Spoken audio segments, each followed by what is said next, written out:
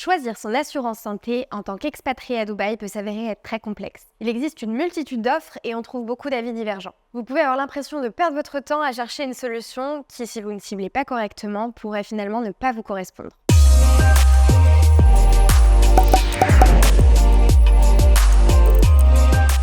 Bonjour, je suis Flavie, experte en assurance santé et j'offre un accompagnement complètement gratuit pour vous aider à trouver la solution qui vous correspondra le mieux, mais aussi à vous accompagner dans la gestion de ce contrat. Dans cette vidéo, je vais vous présenter 4 éléments que vous devrez prendre en compte lors de votre recherche d'assurance santé. Mais avant cela, petite explication sur à quoi sert une assurance santé et surtout, pourquoi s'assurer. Premièrement, parce qu'il est obligatoire d'être assuré à Dubaï. Si vous êtes employé d'une société, vous êtes déjà assuré, alors à moins que les garanties que votre employeur a choisies pour vous ne vous conviennent pas, cette vidéo ne vous concernera pas. En revanche, si vous êtes indépendant, il faudra choisir votre assurance santé vous-même et aussi pour les personnes que vous emploierez. En vous expatriant, vous perdez vos droits au système de santé de votre pays de nationalité et vous vous retrouvez donc sans couverture. Aux Émirats, les soins coûtent cher.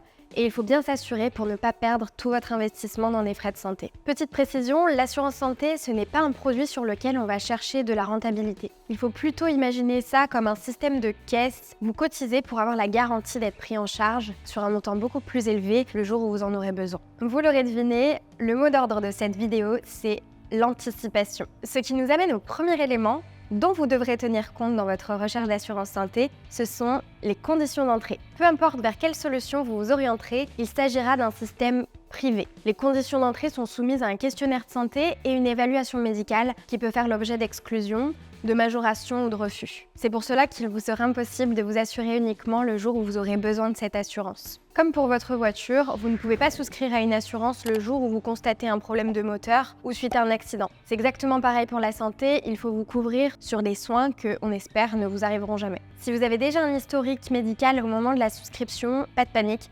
Il existe des solutions, notamment la CFE, la Caisse des Français de l'étranger, qui est un organisme privé, mais qui se base sur les barèmes de la sécurité sociale française sur ses remboursements. Il n'y a pas de questionnaire médical à l'entrée, mais ce n'est pas une solution suffisante aux Émirats. Il faudra donc ajouter une complémentaire pour compléter vos frais de santé, mais aussi pour mettre en place le tiers payant en cas d'hospitalisation, c'est-à-dire que vous n'avancez aucun frais. Chaque situation est différente. Donc n'hésitez pas à prendre rendez-vous avec moi pour qu'on en discute et que l'on trouve ensemble le meilleur montage et la solution qui vous correspondra le mieux. Ce qui nous amène au deuxième point.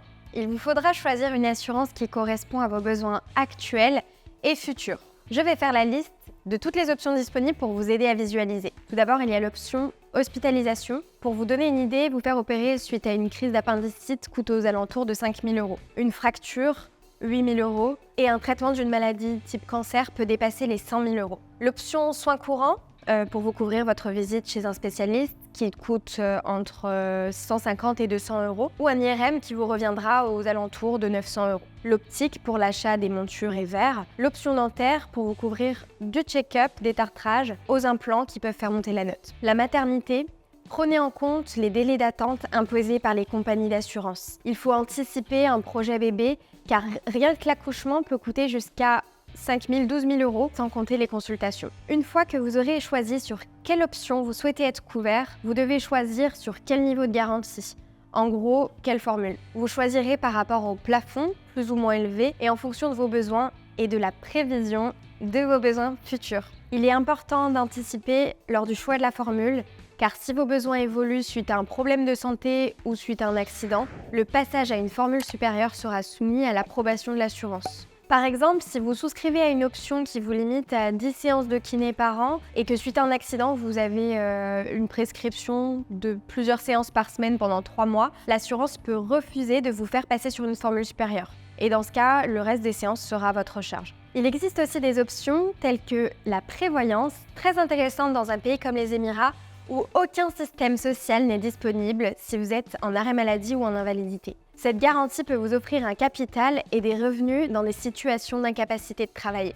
Troisièmement, bien évidemment, il faudra que vous puissiez être couvert le mieux possible avec un tarif attrayant. Sachez que le coût de votre assurance est basé sur votre âge au moment de la souscription, sur votre situation familiale, les options que vous aurez choisies et sur le niveau de garantie. Pour vous donner une idée du montant que cela représente, n'hésitez pas à utiliser notre comparateur. Le lien se trouve en barre d'infos et vous pourrez comparer les offres du marché. Petite astuce, vous pouvez ajouter des franchises ou des copaiements, c'est un pourcentage de remboursement à votre charge pour abaisser le tarif de votre cotisation. N'hésitez pas à vous amuser avec les curseurs. Vous pouvez aussi prendre rendez-vous avec moi pour que je puisse vous orienter au mieux dans votre choix. Pour rappel, c'est complètement gratuit et je serai ravie de vous aider. On arrive au 4e point et dernier élément à prendre en compte dans votre choix d'assurance santé. Je vous invite à vérifier plusieurs points dans les conditions générales de l'assurance que vous choisirez. Notamment, vérifier la règle sur les augmentations annuelles, si c'est mutualisé ou non. Cette solution garantit des augmentations contrôlées car le risque est réparti sur l'ensemble du portefeuille de l'assurance, pas seulement sur votre contrat, mais sur l'ensemble des adhérents. Et pour finir, je vous recommande de vérifier le statut viager de votre assurance. Ce statut vous protège. Il indique que l'assurance n'a pas le droit d'annuler votre contrat pour des raisons d'âge ou de santé et elle n'a pas non plus le droit de vous augmenter de manière individuelle parce que vous êtes malade ou parce que vous avez coûté cher à l'assurance. Et enfin, dépendant de vos projets de vie ou tout simplement par anticipation d'éventuels changements, je vous suggère de vérifier si ce contrat vous permet de vous accompagner dans une mobilité. Si vous décidez dans quelques années de changer de pays d'expatriation, il serait intéressant que ce contrat puisse vous suivre. Pour aller plus loin et pour découvrir les différences entre les systèmes d'assurance disponibles à Dubaï, je vous invite à vous abonner à la chaîne d'Expat Assurance. Et si vous avez d'autres thématiques que vous souhaiteriez qu'on aborde, n'hésitez pas à nous le mettre en commentaire. Je vous remercie pour votre écoute et à bientôt.